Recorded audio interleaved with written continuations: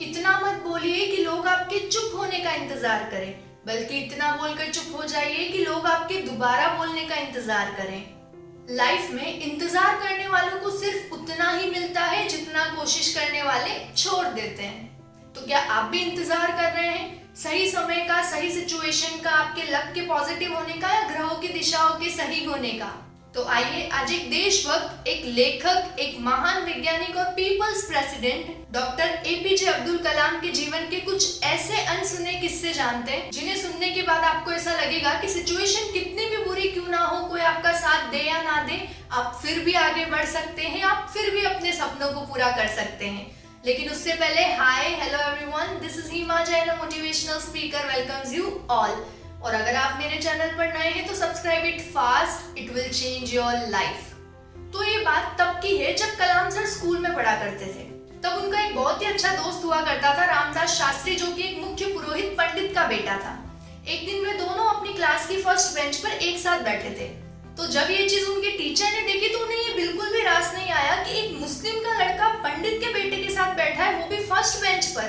तब उन्होंने कलाम साहब को डांट कर लास्ट बेंच पर बैठा दिया। और तभी से कलाम सर ने सोचा कि मैं लास्ट बेंच पर बैठकर दुनिया बदलूंगा। वे हमेशा कहते थे कि देश का सबसे अच्छा दिमाग किसी भी क्लास के लास्ट बेंच पर भी मिल सकता है। सो इट डजंट मैटर कि आप फर्स्ट बेंचर है या लास्ट बेंचर, आपको लोग अच्छा ट्रीट कर रहे हैं या बुरा। अगर आपको अपने सपनों को लेकर स्ट्रॉन्ग डिटर्मिनेशन है तो एक दिन पूरी दुनिया आपके पीछे होगी। ये बात तब की है जब कलाम सर का मद्रास इंस्टीट्यूट ऑफ टेक्नोलॉजी में एरोनॉटिकल इंजीनियरिंग में एडमिशन हुआ। पायलट बनना उनका हमेशा से सपना था। उनकी बहन ने अपने गहने गिरवी रखकर उन्हें वहां जाने के लिए पैसे दिए। तब उन्हें कॉलेज में एक प्रोजेक्ट मिला जिसमें उन्हें एक एरोप्लेन की डिजाइन बनानी थी। जब वो अपनी डिजाइन लेकर अपने प्रोफेसर के पास पहुंचे तो उनके प्रोफेसर को वो डिजाइन बिल्कुल भी पसंद नहीं आई, बल्कि वो इतना गुस्सा हो गए कि उन्होंने कलाम सर को कहा कि अगर तुमने 3 दिन में मुझे अच्छी डिजाइन बनाकर नहीं बताई तो मैं तुम्हारी स्कॉलरशिप कैंसिल करा दूंगा।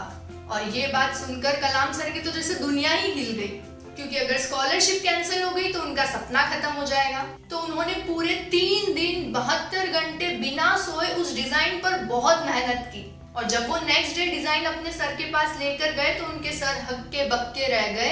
उनकी आंखों से आंसू आने लग गए कि इतनी अच्छी डिजाइन तुमने कैसे बना ली, वो भी 3 दिन में।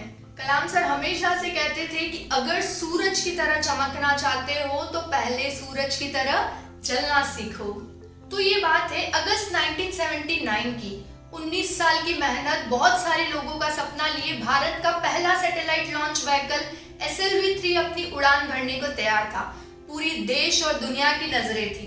रॉकेट 4 स्टेज में उड़ने वाला था। जब उसने अपनी उड़ान भरी तो उसने अपनी पहली स्टेज को तो पार कर लिया, लेकिन दूसरी स्टेज में जाकर उसने काम करना बंद कर दिया। 19 साल की मेहनत, बहुत सारे लोगों का सपना कुछ ही मिनटों में कचरा बनकर समुद्र में जा गिरा। और उस प्रोजेक्ट के डायरेक्टर थे Kalam sir. Can you imagine Kalam sir को कैसा लगा होगा? ऑब्वियस सी बात है, कोई भी इंसान होगा उसे बुरा लगेगा, और उन्हें भी तब बहुत ज्यादा बुरा लगा। लेकिन वो हमेशा से मानते थे कि मेहनत जितनी ज्यादा होगी सफलता उतनी ही बड़ी होगी। उन्होंने फिर से हिम्मत जुटाई, खुद को मोटिवेट किया और अपनी टीम को मोटिवेट किया। और ठीक 1 साल बाद 18 जुलाई 1980 को भारत का पहला satellite launch vehicle SLV-3 Rohini satellite को लेकर अंतरिक्ष की तरफ बढ़ा। और कुछ ही देर में वो सैटेलाइट अंतरिक्ष में था। और उस दिन हमारा देश उन देशों में शामिल हो चुका था जिनके पास अपना खुद का सैटेलाइट लॉन्च व्हीकल था। हमेशा डाउन टू अर्थ रहने वाले, किताबों से प्यार करने वाले, जिनके पास उनके कपड़ों से ज्यादा उनकी किताबें थी, बच्चों से प्यार करने वाले, a man with zero hater, people's president doctor APJ Abdul Kalam के किस्से जितनी भी बार सुने उतनी बार हमें इंस्पायर करते हैं। उनका मानना था कि लाइफ में तब तक मेहनत करो जब तक आपका सिग्नेचर आपके ऑटोग्राफ में कन्वर्ट ना हो जाए। Always believe in yourself and keep going. और एक दिन दुनिया आपके पीछे होगी। Thank you for watching.